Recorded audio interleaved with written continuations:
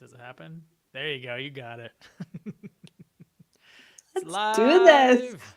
I mean, it's for the holidays, right, Dan? We're here. We're Yeah, here yeah, for it. yeah. I keep on the silly gesture thing, even though I trigger it with like the thumbs up all the time on accident. There you go. Just for intros like that. So you can walk into a digital room with some confetti.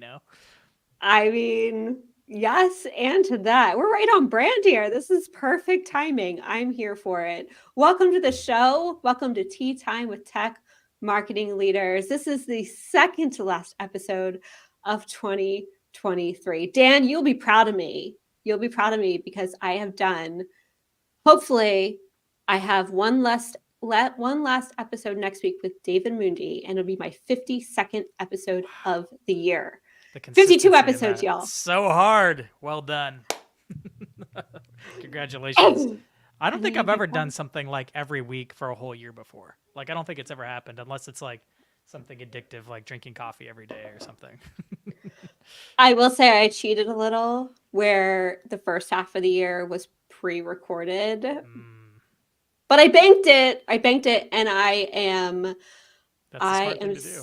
scheduled until March of next year. So I am setting next year up for success. And that's all thanks to that whole consistency seeds that you've been planting. And we're going to dive into that in a minute. If you are here with us on Tea Time with Tech Marketing Leaders, welcome to the show. We're excited to have you. This is live, which is beautiful because that means you get to join in with us and enjoy the conversation. And I'm looking for you in the comments and I'm paying attention. So if you are here, say hello. And we look forward to your questions, which I hope you've brought in spades because this is the time to dig in with the expert. It's going to happen. It's going to be brilliant. Be I selfish. Ask your question. ask your question. Yes, lean in. This is it. The end of the year. Gearing up for 2024 if you have it. Let's hear it. I am here with the one and only Dan Sanchez or Danchez. Hashtag Danchez if you are following along with the one and only. This is all about audience building. Dan has been doing this for eons, it feels like. He's got a course on it. We're going to dig into that in a moment. If you aren't following him on LinkedIn, be sure to head on over and make that happen because this is an episode for us all to sort of take note on and figure out how we are going to cultivate our audiences in 2024. The world has shifted, you all, and it is no longer a numbers game. Dan and I were just talking about this. And I was just talking about this with Andy Scherzini as well. It is no longer a numbers game of just like filling the top of the funnel with as many people as you possibly can and then whittling it down, whittling it down, whittling it down. It is now about who do I need to be speaking to and how can I build a relationship with them in the right way with value and intention. And that is why we have Dan Sanchez with us here today. Dan, welcome to the show.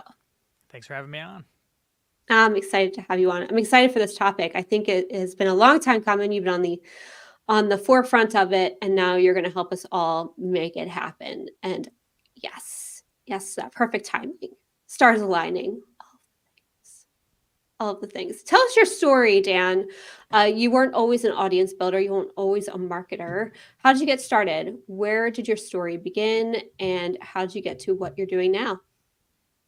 I mean, I'm a marketer, and I got to marketing through graphic design, which is kind of a weird road to take, but it was a great road because I found I love design. I liked making things. I liked making things beautiful. I liked visual communication, but at the same time, I started diving into more things. I started getting into web design because that's what people were paying for back then.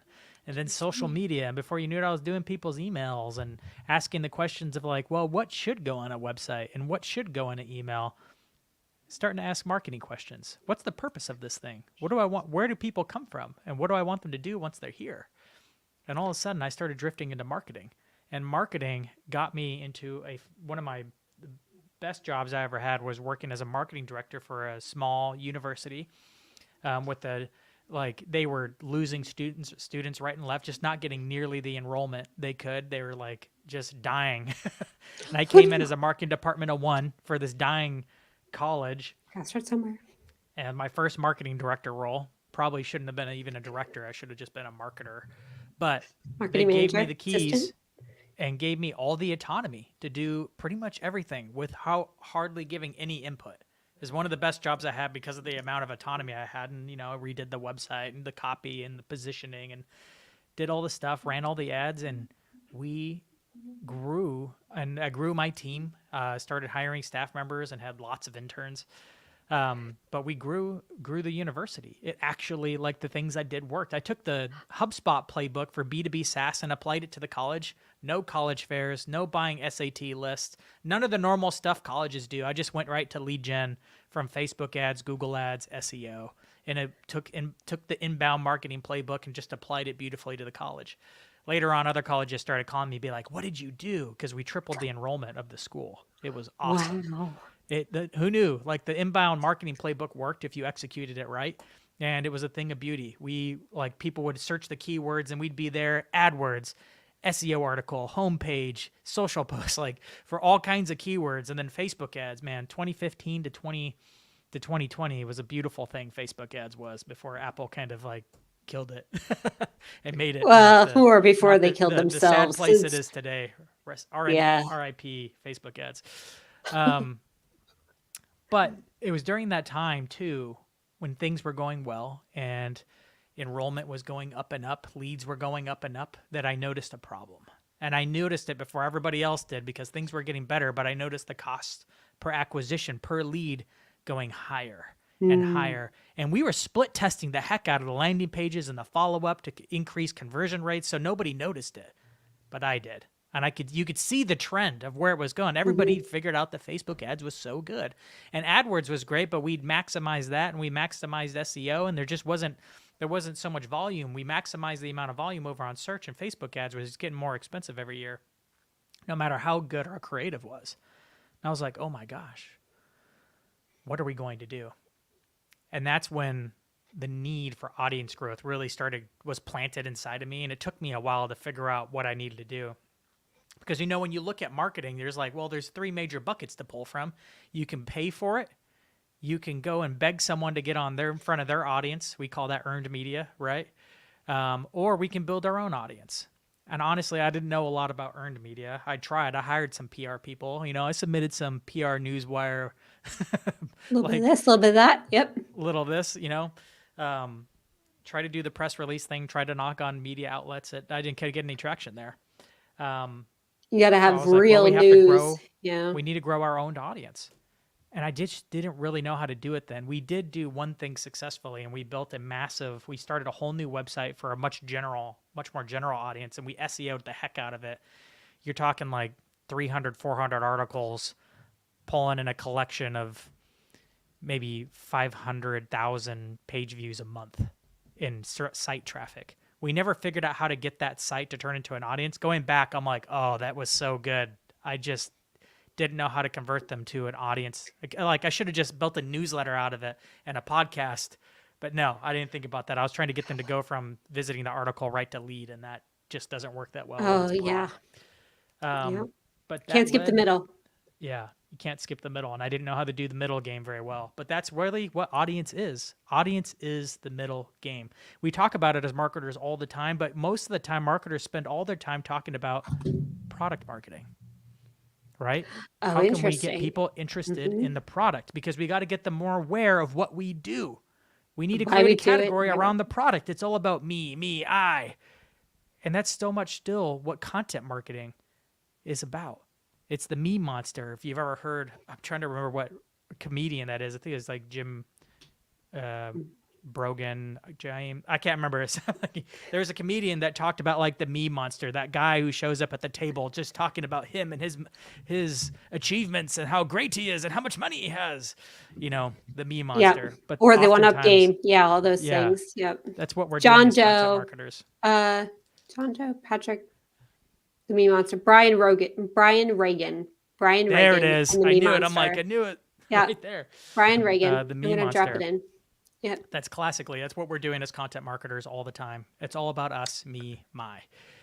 The problem is, if somebody's not in market for exactly what you do at that time, which is most people, right? Like, how many people are in market at a time? Maybe Yeah. 5%. Let's be generous at 10% in market in the quarter that you're trying to get leads in. Meaning that you're talking to the right audience at the exact right time that they need this thing that you're selling. Yeah. Yeah. People that are, Oh, let's call them 10% problem aware very. people, people that Yeah. know they have a pain point or are even open to what you're selling right now. Yeah, Most 10% is people very aren't. It's generous. reality.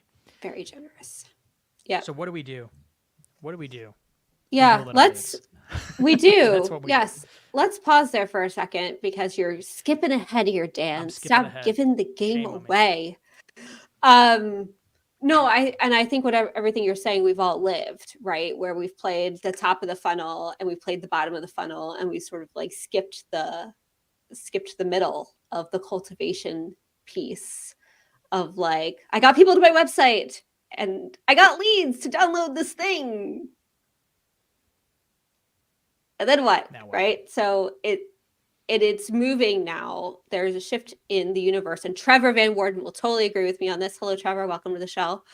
On there has to be this relationship building middle ground of how you meet people where they are and then continue to harness that relationship until they're ready to actually work with you and to build that trust in the meantime. We've broken trust. We have broken sales and marketing has broken the trust with the buyer, and we are paying for it in dividends right now, and we have to make up for it. And Dan is going to help us figure out how to do that. Before we get there, though, Dan, and give the game away, I loved your story, and working with universities is such a great place to start. And being the sole marketer is a great place to like figure it out. It's where we've all sort of. I remember being a solo marketer on a $10 million account at a very big agency. When you show that you're very capable, they keep giving you more stuff to do as Yep. a single Yep. person and tell you to figure it out, and you do. And that's just what we've done. And it's a wonderful place to be until it's not. And I think we're all sort of turning to the experts to say, well, what do we do now?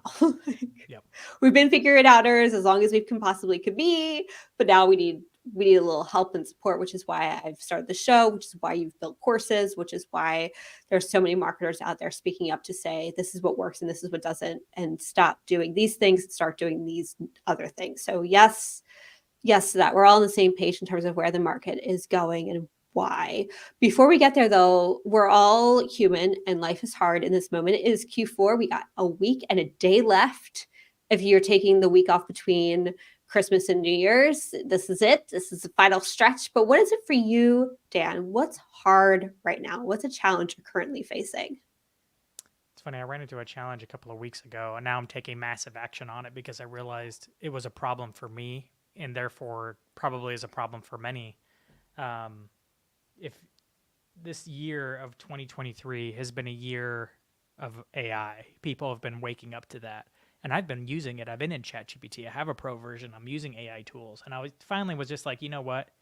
It's time to roll up my sleeves and figure this out and go into the deep end, get out of the shallow end where I'm playing and actually like really start to learn it.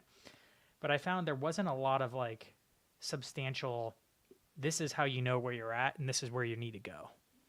There wasn't a roadmap of how to learn AI for marketing. At best, you can find some YouTubers or people on TikTok talking about little tips and tricks here and there, and they're all general, like maybe applied to business, but there's not a lot out there. So I was like, okay. So I've been taking a swing over the last couple of weeks of trying to figure out how to organize what should be, and I've started interviewing a bunch of people around AI to try to figure that out. Not mainly just for myself, but of course, if you're going to do it and try to figure it out, you might as well build a roadmap for other people to follow. So that's the problem I've been trying to figure out over the last couple of weeks, because I'm using AI enough to know that like this is for good now. Like I remember doing this in 2010 when it was social media and feeling like this is the future. People are talking about it a lot, but people haven't really started catching on to using it a lot. It's Mm-hmm. just talk. It's all theoretical. All the podcasts are talking about what's going to happen 10 years from now. And I'm like, forget 10 years from now. Let's just talk about what's working now or like maybe 6 months from now. So that's the problem I'm currently running it, like trying to tackle. We'll see if I start applying some audience growth principles to that and build an audience around that topic. So we'll see. Well, we are on the edge of our seat. And you're not alone in that topic either, Dan. I'm actually you should join next week's episode with Dan Moondy, David Moondy, where he's going to actually walk us through how he uses AI to cultivate content He is building. The beautiful thing about his content is that it's not at a mass scale or trying to do a lot of content. It's about Yeah. doing really intentional content Yep. using AI. And the content they're producing is gorgeous and it's intentional and it's just so good. And you'd be surprised that it was AI driven. And I can't wait to have that conversation with David.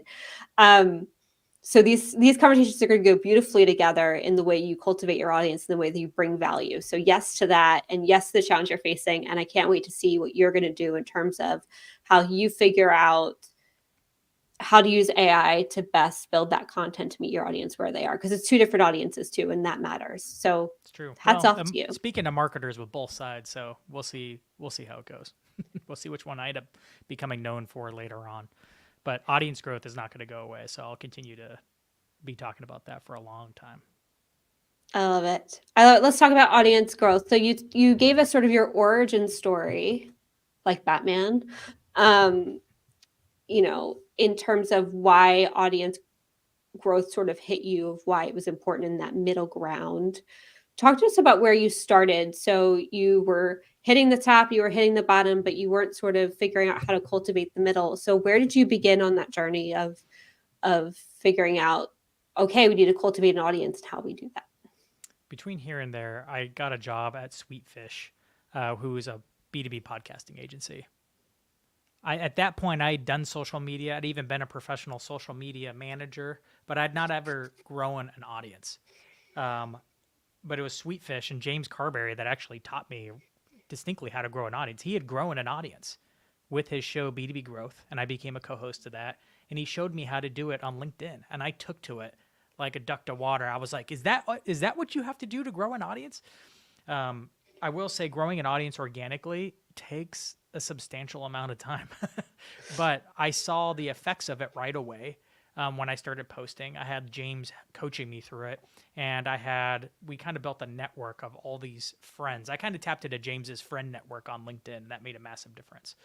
And I posted 2 or 3 times a day for 5 months, every A day, day. engaging everybody and their mom on LinkedIn. Wait, And yeah, let's unpack this, because you said three times a a day. I day. think a lot of us are lucky to post once a day. Yeah. I used to post once a day. I think I'm down to once a week. The struggle is real. Um, why? And then you said to engage with everybody and their mother. I mean, I Yeah. can post regularly. That's mostly not a problem. Or when I was doing it well, it wasn't a problem. But actually getting the engagement was definitely a struggle. So talk to me first about how you were able to gear up to 3 times a day. What were you even, was every piece of content like took you an hour to 3 hours to write and really No. intentional, or was it just like about making it happen? Like walk us through that, because I want to go lay Uh, down just knowing that I should be posting 3 times a day. yeah. It's really I don't know another way around it. There's a cost to it. If you want to grow organically without help from paid media or earned media, some people have natural advantages where they have leverage in some kind of way, or they have a paid budget to amplify their content faster. And that's a great way. If you have that, then it's faster. But if you're starting at ground zero and have no paid media or earned media or some other kind of boost somewhere, and I guess I wasn't completely starting from ground zero. I was the co-host of B2B Growth, which is getting thousands of downloads a month. Um, and I had James who was commenting on my post, who he had reach. So that made a difference and helped springboard it. But still, I took that opportunity and ran with it. Posting a lot of content in the beginning is critical for a couple of reasons. One, you get more at bats. You get more attempts to try to figure out what actually works. Um, that's a big part of audience growth, especially on the acquisition side, is finding what actually works, finding what actually gets resonance. And it's funny, I've been batting this around on LinkedIn lately, where I'm saying reach is better. Is reach comes before resonance. If you're not getting reach, you're probably not getting resonance. If you, What do you mean by like, there's no way to resonance? know if your content's resonating if it's not being seen by anybody. You're fooling yourselves, and B2B marketers are kidding themselves if you think you're getting resonance without it being seen by enough people. The algorithms judge resonance by reach. There's ways to game it and throw out crap content that still gets reach, but there's no way to get resonance without reach. You have to get it in front of people. If you don't, then how do you know if it's resonating? So It's your a goal in the that's a beginning sort is to of get reach. yeah, it's sort of a double-edged sword, isn't it? Because what does reach even mean in terms of your specific audience, right? Yeah, So totally I different. But if you're not getting dozens of comments or driving towards that means where you're actually having conversations with the right people over the right content, you're probably not there. so in terms of like what reach means to you, does it have to be in your ideal exact ICP, or is it a bit gray to get your Oh, numbers gray. up? Yeah. Yeah. I'd be trying to shoot more broadly at first because at first you don't even know. Look at any creator on any platform. They're almost, there's exceptions to this. There's always exceptions, but they're almost always testing out all kinds of things until they figure out what their audience actually is. And then they start to double down on what's working.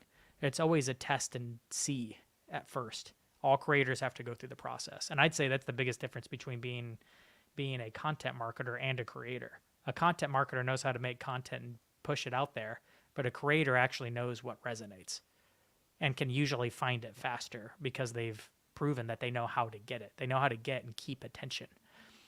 So in the beginning, the reason why you want to post so much, so frequently, is that it's like learning a language, right? It's really hard to make the jump, but then you start to hit a consistent point where you're just struggling with it, speaking it to the point where you start dreaming it because you're doing it so much.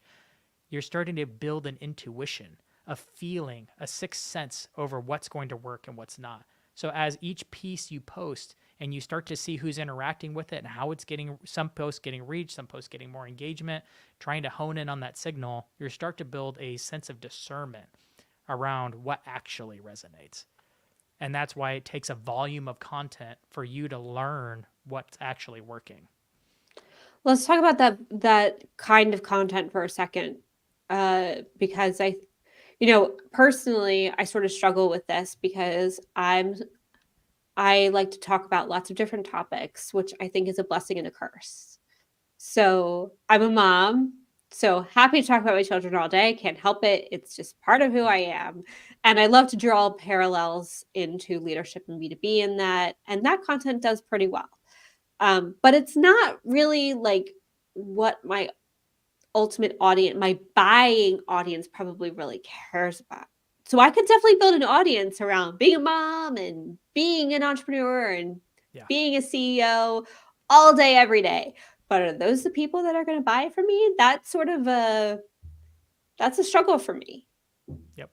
I don't think they necessarily have to be the same. You have to ask yourself, is it getting me closer to my buyers? Are they buyers seeing it versus just engaging it? It kind of depends. Look at Gary Vee. Gary Vee is mostly engaging with small businesses and entrepreneurs, especially a lot of entrepreneurs, marketers. Who is he selling to? Fortune 500 CEOs and CMOs, right? Very Mm, different audiences. very. CMOs are, of course, in his audience, but for the most part, it's a very different crew he's talking to. But he's using that as like, look at the attention I can get here. I could do the same for your brand, right? Let's look at Todd Clouser, smaller creator than Gary Vee. He's selling lavender for salespeople, but his audience is marketers. So he talks about marketing, how he's marketing essentially lavender and doing funny skits that are made for marketers, kind of making fun of sales, Right. right? But Hmm. naturally, marketers are becoming more familiar with lavender, but they're talking to salespeople all the time. So they're probably going to make referrals over to their sales partners. So it's a smart move in his case to talk to marketers about lavender as a case study, yet still plug it. Oh, okay. Let's sit here for a second. Because I think this is important about who you're talking to. So for me, I can write content, like I said, all day in regards to leadership, in regards to being an entrepreneur, in regards to being a mom, but not necessarily in regards to what we sell, which is SEO, digital ads in the realm of digital marketing. I mean, I can talk about that stuff, but I just don't find it. I find like I'll just be on a repeat record of these are the things you should do and these are why you should do it. And it just doesn't feel interesting to me. So I don't Yep. write it about it. Right. So, but it sounds like that's okay. Like, if that's what the audience is interested in, regardless of whether it's my buying audience versus not, the fact that it's an audience, that's what Yes. matters. Yes. You do not have to write about the core thing that you sell. That sounds so counterintuitive to me. Yeah. Your point, the goal is to build relationship and attention of the audience that you want to sell to, or at least somebody that influences them. Like you can sell to the people underneath, like get an audience of the people underneath them, hoping that they'll influence the decision maker at one role above them. It kind of depends. Better just to build a relationship with the people above them. But the higher up you go in an org structure, like getting an audience of just CMOs is difficult, but still worthwhile if you can do it. Um, But they're so also human, and so talking about things that are outside of necessarily these specific things I do and playing to more of the human element is like, because I'm human it and is they're human. absolutely a way. Yep. You could totally build an audience of marketing executives who I assume is the one buying your services. Are you selling to small Mm-hmm. business owners or mid-sized businesses? Mid and scale. Yeah. So if you're Okay. if you're startup scale up, so like you're ready to make that leap and like start really growing your business, like we got you. Okay. So your marketing directors or VPs are probably your VPs ideal. and Yeah. CMOs. Yep. Okay. So that was a similar target for Sweetfish, but yes, you just need to build an audience of them more so than you have to be able to talk about your direct services. Um, in order to, because then if you have their attention, every once in a while you can come in with an offering of your services and you'll be Right. able to, it's like free advertising because you've built your own audience of the right people, and every once in a while you plug how you're helping people like them. Yeah. And In tell fact, stories. most companies get in trouble with what I call the meatball Sunday. And that's a term Seth Godin coined on a book like long ago, but he had a different interpretation of it than I do. To me, a meatball Sunday is a company trying to put all their content into the resource section of their website. But there's a problem with that, and there's a reason why everyone struggles to build an audience on their company blog, because your company blog is full of all kinds of content. It's full of top of the funnel content as well as bottom of the funnel content. It's got top tips for those who aren't aware of the problem and need to start discovering how to solve it, all the way down to company announcements, maybe things for your investors or your employees, maybe new feature announcements or ways to use the product. It's a mixture of way too many things, so you end up with something that looks like a meatball sundae. Sundays are great, meatballs are great. Stick them together, it's a horrible. But that's what we have going on most corporate blogs, is that exact combination. It's different content for different people at different times. So my recommendation is to create a separate media brand that can talk Mm. to all the things your actual audience cares about, and then leave your corporate brand to talk about, well, the corporation, the product. Have your product marketing here. Build a media brand with all the fun stuff your buyers care about here. Of course, the content can be shared between the two once in a while because you still want to be able to Yeah. advertise your Well, product, of that's my course, in the media struggle. brand. Yeah. Well, I mean, that's my struggle, right? So I have tea Yep. time, which I love doing, and I really don't want to make it salesy, and I don't want to talk too much about like what, because at the end of the day, I'm here to create relationships with the people that I would love to do business with if they want a need to do business with me, and my company's MPG marketing. And so sometimes these two things are looked at separately. We have tea time over here, and you have MPG over here, but like, Yep. It's okay to have them separate. but Should be how do you separate. help bring them together? Like, how do you help let one know that the other exists in a way that doesn't feel like you're giving one, like, I don't want to give the heart of what tea time is away, right? At the end Yeah. of the day, though, I need a business to stand the other thing up. So, Yeah. like, how do you cultivate these things to work together in that way? It's tough. There's so many different ways to do it, but you can actually create, you just did one right now where you're like plugging in your company in as example and now you're talking about it, right? It's like a crossover right there. There's many different ways to create crossovers from the media brand to the corporate brand. If you want a really good example of somebody who's doing it really well, just go subscribe to the Hustle. Very Hustle. popular newsletter, bought out by HubSpot. Makes a ton of sense because guess what? HubSpot is all over that newsletter in subtle and not so subtle ways. I mean, they're the sponsor across the top, of course, but every newsletter there's like a download of some kind of like, hey, check out this new HubSpot resource to help you accomplish X. We have a new template that does this. We have a new template. We have a new book. We have a new. There's always something new Mhm. in there to It's go and even their download. logo on the like, Yeah. it's their icon on the Uh huh. homepage, but it's the hustle as The the hustle. brand. But So, yep. that Yeah. icon, you can spot it a mile away. But yes, that's They're look for all the crossovers in the hustle going back to HubSpot. HubSpot's yeah. doing it right. They also recognize the value of just having an audience that's not because like HubSpot already had how many like emails and podcast listeners and web traffic.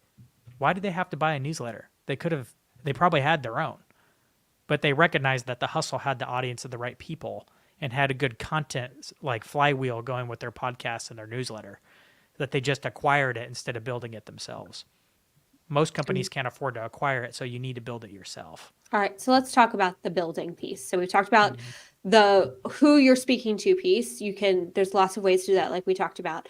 We talked about the consistency piece, and I think we need to even dig into that more, but we'll circle back on that. So let's talk about the how piece. So we know that we are in the business of needing to build an audience. We need to build the middle, right? We can get people to our website and we can generate leads all day, but like, how do we bridge that gap, and then how do we cultivate it on the other end? So where do we begin? We talked about consistency and we talked about somewhat of the content, but I feel like there's a lot of missing pieces there.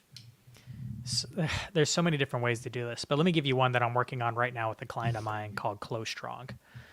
Um, Close Strong is a new AI company of many that's selling AI sales tech to help people negotiate their contracts stronger, hence the Close Strong, right? Increase win rate. Uh, I've helped them launch a media brand called Close Mode, right? Which talks about all things enterprise sales, not just AI, not just negotiation. It's a broader show. We're kicking off this show by just interviewing ideal buyers. So this is a classic playbook out of Sweetfish, which is kind of an ABM play more than it even is a content marketing play. But lots of people like to be guests, right? See where we're going. You interview ideal buyers. So the VPs and the directors of marketing you'd like to get to know at the companies you think might be interested in your services. You don't sell them at all. And you don't try to generate leads from them. You literally just build relationships with them systematically. At the same time, you can start that way, start to build up your skills as a host, start to build up your quality of your content. Because at first, nobody's great at it, but you get better at it with reps, and you start Do to hone not in on listen to season quality. one. Please, for the love of God, do not listen to my season one. That's all I have to say. Everyone's got to go back to season one for inspiration, right? That's why I like to go to the YouTubers, like famous YouTubers, go to their like first videos. Oh, it gives me hope. Right? Like the Mr. Beasts of the world, like go back Yeah. to those seasons. Yes, okay, I can agree with that. Slowly but surely, you get a catalog. You start to get better at being a host and creating content. And you can start to input your own points of view as you're talking to guests. Maybe start recording some solo episodes. Maybe getting higher profile guests who you can have like little fun debates with as your point of view starts to develop yourself.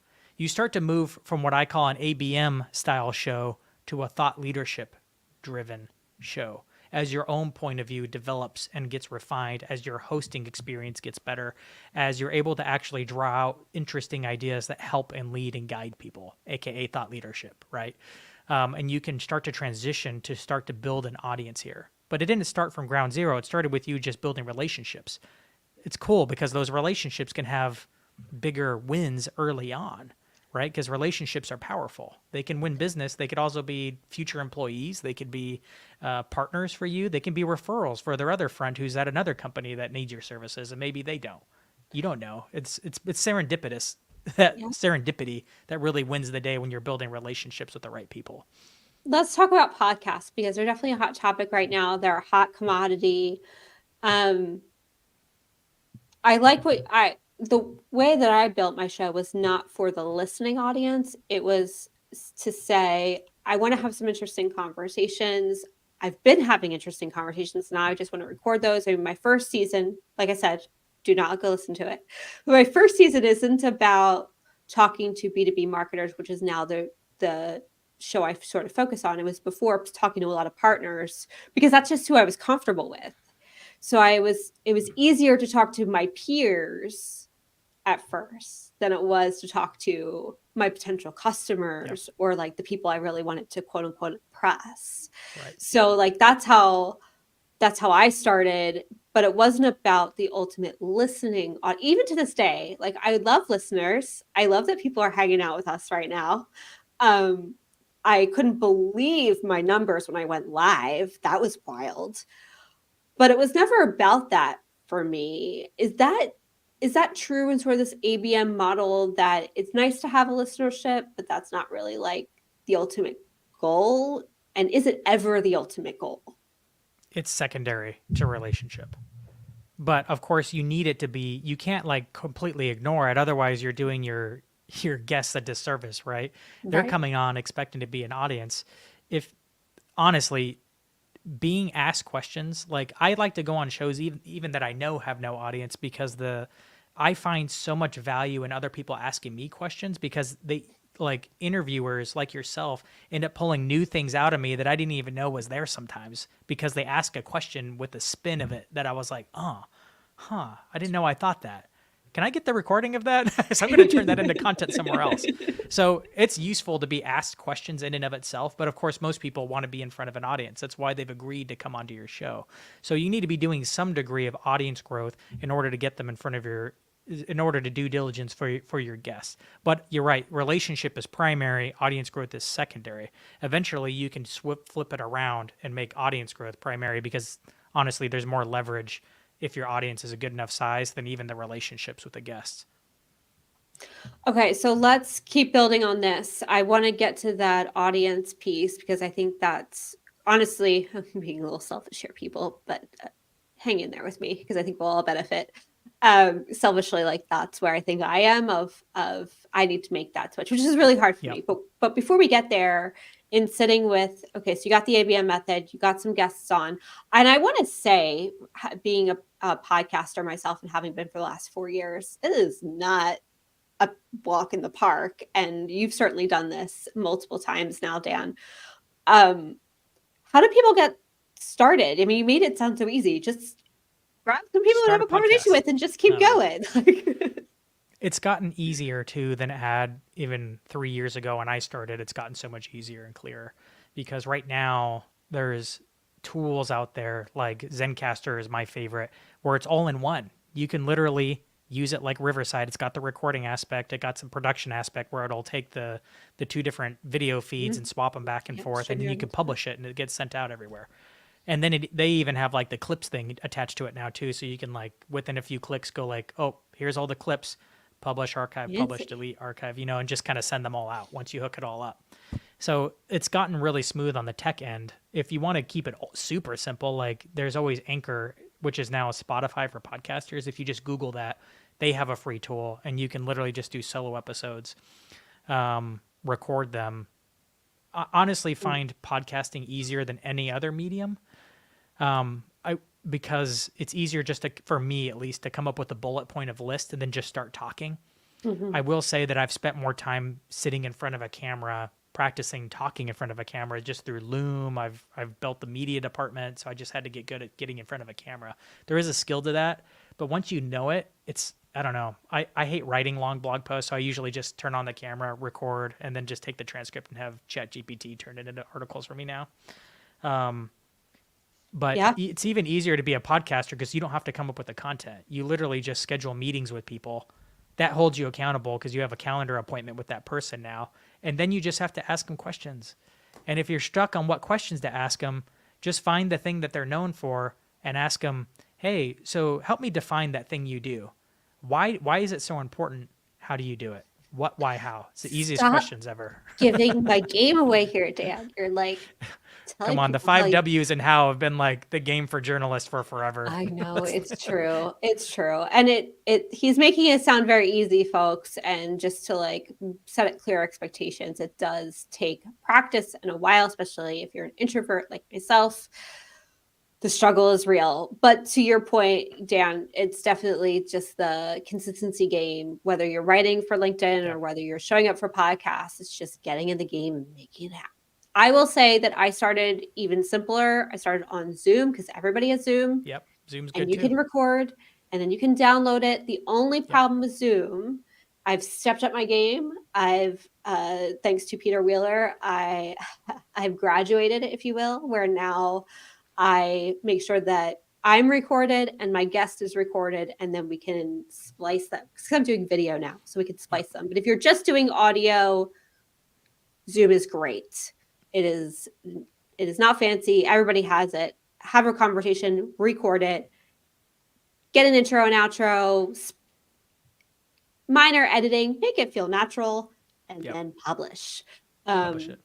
yeah, it's sometimes you just get started, and the first ones are going to be really rough, and that's really okay because you got to start somewhere. And like I It's said, okay. Yep. skip to season 2.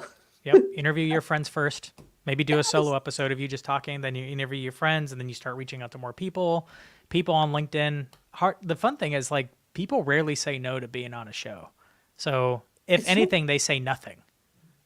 And then like that, I've had probably 3 people in 1,000 different DMs I've sent to be on a show before say no. So let's talk about your outreach then. So how do you ask people to come be on your show?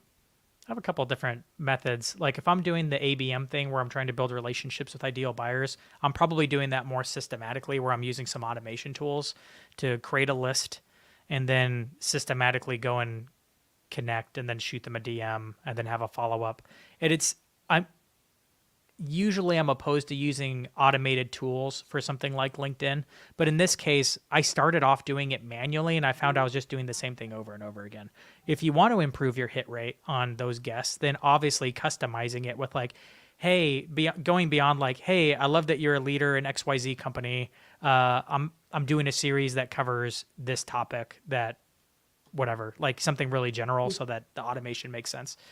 But doing something more specific, like, hey, I saw you post about X. I'd love to talk to you about it on my show. Those are always going to work better because it's more personalized Mhm. and you know they're going to be into speaking about that topic since they just posted about it. Or if the company did something remarkable and you knew they were leading the team on it, whatever that is, it increases your yes rate. Um, Otherwise, like for my own personal show, I'm usually just looking for interesting things people have said on posts, and I'm like, I'll hit them up in the comments and be like, hey, like would love to have you on my show about this. Sometimes they're in my comments and they like start to argue with me, but in a polite, respectful way, and Yeah. I'm like, hey, I love the debate, man. Let's have the like, you want to come on my show and debate this out? I'll get Let's those on go. there because that's just good content. I love Yeah, hosting debates. I Uh, agree with the that. and who else do I get? Sometimes I put out calls for guests. Like recently with the AI thing, I was like, hey guys, I'm trying to figure this out. Who's killing it with AI? I want to do a whole series on it. Drop your names below. I want to interview almost all of you. And of course, people recommended themselves, they recommended their friends, and I just systematically Those work started DMing so all of well. them. Yeah. So Yeah. I've that's my done all next lineup I'm 3. working on. Yeah, so I've done all 3. I would say early on, ask your friends because you want to have Yep. honest, easy conversations that you're used to having. And then use I think it's really easy to use automated systems when you're early on. Like I had a single script and we went out and just I said this is my ICP and we just went after it and I got lucky.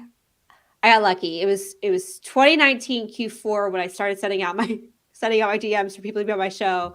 And then by February of 2020, my show was filled up because COVID hit. Everybody was home and everybody was bored. So I got kind of Yeah. lucky Yeah. there. Yeah. Maybe it's a little harder now to do, but I would say if you just are honest of like, hey, I'm starting the show. I'd love to have a conversation with you. Come on, let's hang out. Those work really well. And then once you have a great backlog and a good reputation, I'm with you, Dan. I love that I can sort of like handpick people now. Yeah. And I love doing the calls out too. I did it earlier this year. I said, hey, I need to fill up my show. Here, I tagged all the people who had been on my show before and said, who do you recommend? You've been on my show. Who should come on for the next round? And I was in it. I think you were part of that crew, actually. I was totally inundated. It was fantastic. And I got some amazing folks who I wouldn't have connected with before as recommendations. And it's been a blast. So those are all great ways to figure out um, how to get new folks on your show and to have great conversations. Totally agree. So let's talk about flipping the script now. So you have a great show, you're easy to, like we talked about, like, okay, we can handpick our people. Yep. But at some point it needs to come, if you want a bigger reach, it needs to become about the audience who's listening. So how do you cultivate that audience? Let's talk about podcasts specifically because obviously you can grow an audience in so many different ways, from social to newsletter to YouTube to podcast Sure. to even direct mail. Like, there's so many different ways to build an audience. But let's talk about podcasting. It's unique in that it's wicked hard. Like, harder than all the other channels other than Yes. maybe like direct mail or something. But it's hard because podcast in and of itself has a horrible like discovery engine. Um, Only a few That's fair. people can be on top of the charts, and their charts aren't getting any bigger or any more niche for you to narrow it down. There's only so many featured podcasts in Apple and Spotify. So, what do? There's, unlike YouTube, where you can grow a YouTube channel just through YouTube alone. Almost all the YouTubers and books written about YouTube do not talk about how to how to up your YouTube game through Twitter. Yet that's exactly what we have to do for podcasting. In order Wait, to so grow your podcast audience, you have to find other channels in order to get people to your podcast. It's a deeper level of it, but it's worth it because podcasting specifically is intimate and is just a deeper level of a connection and engagement with an audience. So it's not the very top of the funnel, but it's a step down. So you have to build almost a funnel in order for people to get to said podcast. So it's not a single channel. For I feel like what I'm hearing you say is it's not about being on one channel like LinkedIn or YouTube, but it's about being on many channels to be found. At least two or three, At or at least two or least three. one and one or two others in order for your podcast to grow. Yeah. So like I'm That's on unique to Apple, podcast. right? So I'm on Apple. I'm on all because I publish through Yep. Anchor. Yep. Right now we're gonna switch to Transistor. Peter will Sure. correct me if I'm wrong. Um, but there's, they go out to all of the big. So you got Apple, Spotify, Pocket, Google, you name it. It'll publish to that. And then I publish to LinkedIn, like I do right now, live as well as Yep. YouTube. Yep. That helps. Um, that's it. And then I also will transcribe it, create some show notes, and then publish to my website. It feels like the only way to make podcasting to grow an audience is to make it as accessible as possible. That's true. Not That just through helps. video and audio, But but even transcriptions. Like it just as yeah, many different avenues as possible. right. And if you want to set that on autopilot, using something like Cast Magic works really well. It's magical. It Yeah, really it's is. cool. Is it'll make your transcript and then run it through ChatGPT automatically with your custom prompts to make all the other content you want from it. I'm really hoping they help automate the process so that I can just publish it and then it goes through Cast Magic and then goes everywhere else so that I don't have to ever go in there again. Just set it up once and The automatically dream. does it. The I dream. talked to their founder recently. I was like, come on, man, you need to automate the process. We'll see if they do. But you They're still working on have to it. build an audience somewhere else first or pay to bring people onto your podcast. You can use paid media in order to bring people and just drive them straight to Mhm. subscribing and listening to your podcast. And that works relatively well. The secret of a lot of these top ranking podcasts too, if you ever notice, like there's people ranking number one for the marketing list all the time, they probably got there through paid media or they're probably paying for it regularly. NPR shows, they're all paying Mm, 100K a month in growth, or I believe it. 100K a year to get a lot of those shows to the top and keep them there. That's their distribution strategy. They also cross promote really well. NPR and Yes. Vox. Vox does this Yep. really well too, where you'll be listening to one show and then they'll promote another show, which I think is handy if you have multiple shows. But that's a whole other podcast that we do Yep. not have time for. Um, One so other key I gotta say for podcast growth, and I learned this from Jay Klaus about just over a year ago. was that a newsletter is actually fantastic for podcast growth, because getting someone to jump from something like LinkedIn, where they're consuming posts that take a minute to read, to a 40-minute interview is a big ask. Getting them to give up an email to subscribe to a newsletter is much less of an ask. So now my best play as an audience growth person for a podcast is to get people optimize my LinkedIn to get newsletter subscribers, and then on the thank you page of the newsletter subscription, push the podcast hard. Even in the next follow-up automated emails, podcast. Hey, did you check out this episode? Then try to get them to that form. But now you Let's have to make newsletter content, and that's hard. I mean, so let's talk about that for a second. Newsletter content in the sense of it's separate from your podcast, or it, quote slash in addition to, or it's taking your podcast content and turning it into newsletters, because those are two different things. Bunch of different ways to do it. You could do something as simple as creating an RSS driven email so that every time you publish a podcast, a newsletter goes out with links to your podcast. Simplest thing you could do. You set that up once, you forget it, and let that thing run. I think on Podpage, the podcast website tool, it'll even do that for you automatically. Great. A level up from there is maybe taking your weekly podcast like this show, running it through Cast Magic, telling it to make an article. Based on the content, that becomes your newsletter. You You're edit it a giving little my bit. game away here, Dan. This is what I'm currently doing. If you want to go up a level from there, not only lead with that article, maybe embed a video from that episode, but have some other segments that are small, that are fun, that are a little easier, like the tool section, tools you're using, tools you've heard about that you're playing with. Shout out to things that you're seeing, curate a little bit, like find some LinkedIn posts that you've seen that are awesome that week that you've tagged or saved, and come up with a system to find them and plug those at the end of the newsletter.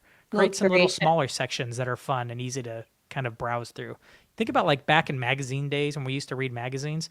A lot of the little fun was the little factoid stuff, like in the little box in the corner, right? What kind of little factoid and interesting things and curated content and little data points can you bring into your newsletter to make it rich? That might be somewhat related to the article that you made from your podcast. Of course, if you want to make it more robust, have multiple main sections. Look at The Hustle for inspiration. They have like 2 main articles and then a couple little like tips of the day kind of stuff, or little like tweet of the day kind of things going on in there. They have like a robust newsletter, and that's what that would look like.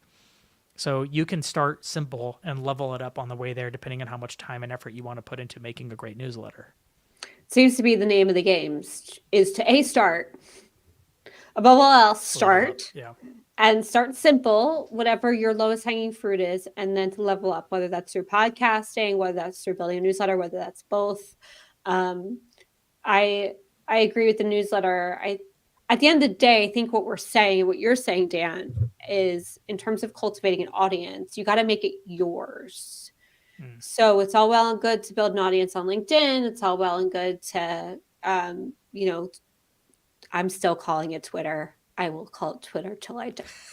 Instagram, wherever you're building your audience is great, but it's not yours. And so having a newsletter, having a podcast, having a thing that draws people in that you're then cultivating and having the attention of is really what you want to get to. Let's talk about metrics here, because I think at the end of the day, this is what we all care about, that dopamine hit every time you see a like to that post or you're seeing people engaging with your content. The dopamine hit is real and we're all in search for it. But what does it actually mean to be building an audience? Is it really just a numbers game? Is it that 25,000 number, 100,000 number you're looking for on your LinkedIn? Is it that 50,000 number you're looking for on your newsletter? It's got to be more than just, we talked about initially, like you want to get the reach to start with. And then what? Yes, the numbers matter. The people making fun of vanity metrics don't understand. I'm like, you guys, they slap vanity metrics like reach and likes and in comments and stuff. Like it doesn't matter, because I feel like because they're not getting it. And I'm like, okay, it's like making fun of the thing that you don't know how to get. That's fine. But all creators I know obsess over these things. Mr. Beast obsesses over these things. And guess what? He's able to monetize the heck out of it because he knows how to, because he has the attention on the front end. Now, of course, as a marketer, your goal is to generate like really good MQLs, right? You need to generate actual interest. That is a lagging metric. You have no control over it. Shoot, you don't even have control over your reach. You only have control over the output that you're putting out and the quality of the output to some degree. We don't even know what really quality is. Audience gets to be the judge of quality, not us, not your CEO. So we have to control what we can control and then use all the lagging metrics of reach and comments and traffic to your profile. If you're going to LinkedIn, that's the next metric is how can I increase the traffic going to my profile, which is really a landing page for you or your Mm-hmm. company, and then measure start setting up metrics to measure profile views to clicks on the links in your profile, right? That link at the top of your profile, the featured stuff at the featured post section, maybe even links you've hidden down in your resume. All those links, are you tracking the traffic that it's sending to the strategic places you want it to go, right? And then we can actually start to make decisions based on the numbers here. It's not like, oh, we need, like, something's wrong if you're getting a ton of reach and all of a sudden you're getting 0 comments. Yeah, that's a problem. But if we're getting 0 comments because we're hardly getting any reach, it's like, well, let's fix the reach problem first, right? We Right. obviously we need more reach if we want more comments because comments is what drives the game on LinkedIn. But if we're getting lots of reach and lots of comments and no one's visiting our profile, okay, now let's solve that. Can we get people going to our profile? Can we promise content over there? Usually people just click over there because they're curious if once you get the reach and the engagement. If people are going to your profile but they're not going back to your website, why? So you can troubleshoot each one of these little baby steps, but you should be optimizing for all of those baby steps because that's what they are. But if you're not optimizing for reach first, good luck optimizing for the other ones. You don't even have the traffic going through it to make the most of it. Let's talk about the algorithm for a second because I feel like that's playing a critical role in our performance. And as much reach as you can cultivate, I feel like there's some lagging indicators here in terms of the engagement.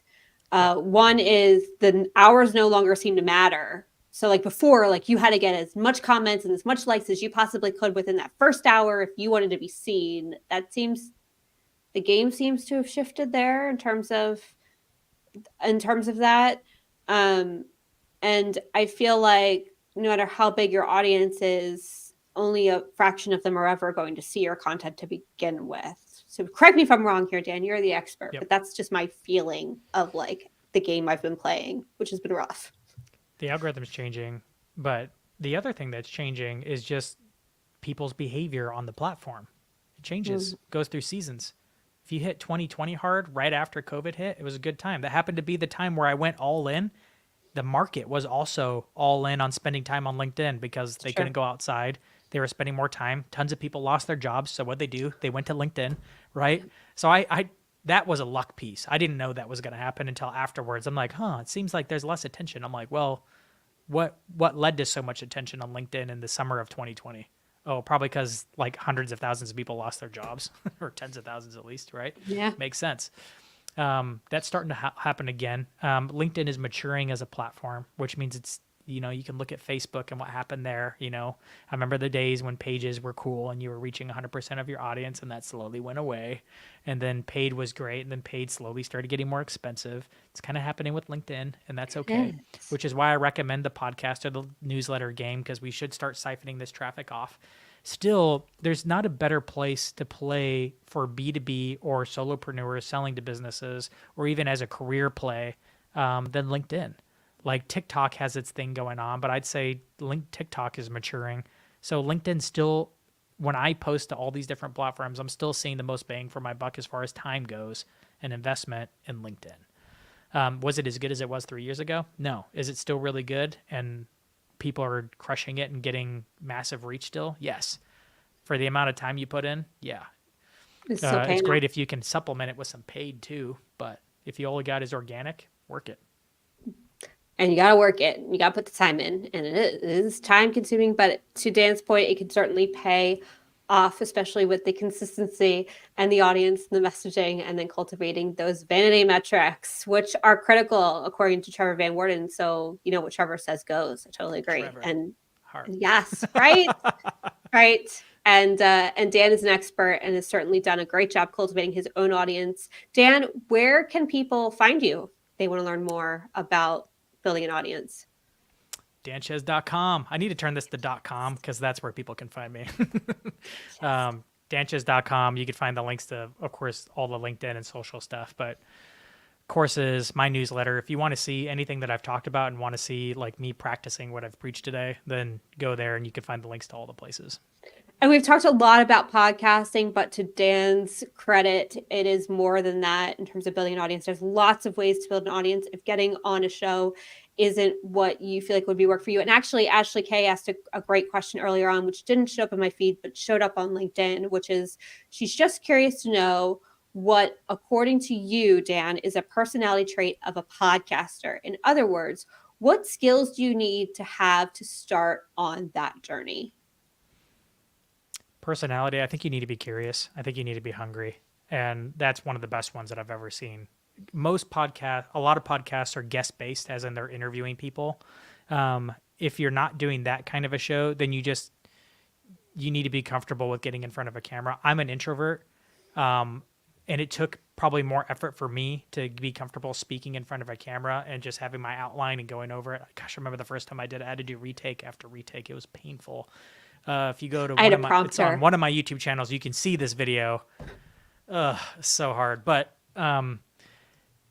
I'd say curiosity is probably the greatest factor of all when it comes to podcasting. Your curiosity will lead you to asking the right question. It's kind of like the Dale Carnegie's like how to do public speaking effectively.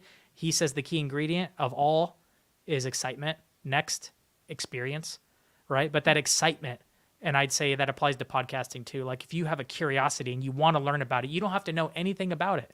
Just start getting cool people on the show or your friends on the show and just start asking them questions.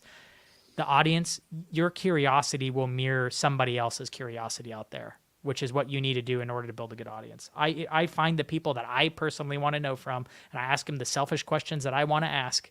And over time, I've started to learn that other people wanted to ask the questions too. I just got there first and interviewed them instead of other people, but they benefited because they can listen to it now.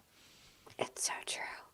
It's so true. It was actually great advice that I got very early on in my shows is actually it was Mike Cross, my business partner, listened to one of my shows and he said, I think there's a lot more questions you could have asked there. I think you could have been a lot more curious. I was like, I don't feel comfortable because I'm not an expert. And he's like, that's the beauty is you're not. So lean into wanting to know more about it because you're not the expert. And that just opened up a whole world for me. And I totally agree, Dan, that it does just come down to wanting to be an endless learner. It's like the best school ever.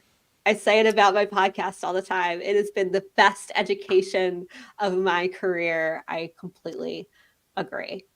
Well, one last thing, and this has been my thing that's more unique for me as an interviewer, but it's become my thing, is I am just hungry because I want to know how to do it myself. Therefore, I ask questions about exactly how to do it down. So I'm literally taking notes. I had an interview this morning about how someone's using AI to prep for guest interviews. And I was like, tell me about that. No, what did you prompt it? Now, what did you do after that? What did you feed it in order to get that? I'm like trying to take notes because I want to do it immediately afterwards. And that's what drives a lot of my interviews is because I selfishly want to know how to do it. It's like I want to be able to execute it after the interview. Yeah. Some people take different approaches. Some people come at it from a human element. Some people come at it from a philosophical bent. There's all these different weird angles you can take. That's mine. So find something that you're like, I love to find that way or that angle from it, and that will drive your curiosity. I love that. Yes. I mean, do you think it comes down to like what you are most interested in and being able to really dig into it and wanting to become your own expert in that thing? AI for you, Dan, is a great example of that. Yes. Oh my gosh. Well, go hang out at danchez.com and absorb all of this information. And he's got great courses. I took the audience growth one. And I think it's a great spot to really, we got some time coming up on our hands before the year end with the break. Hopefully y'all get a break, go take a break and learn from Dan on how to build your own audience come 2024. Make it a priority, make it your goal, make it happen. I'm here for it. Dan, I'm so grateful. Thank you. Thank you so much. Thank you.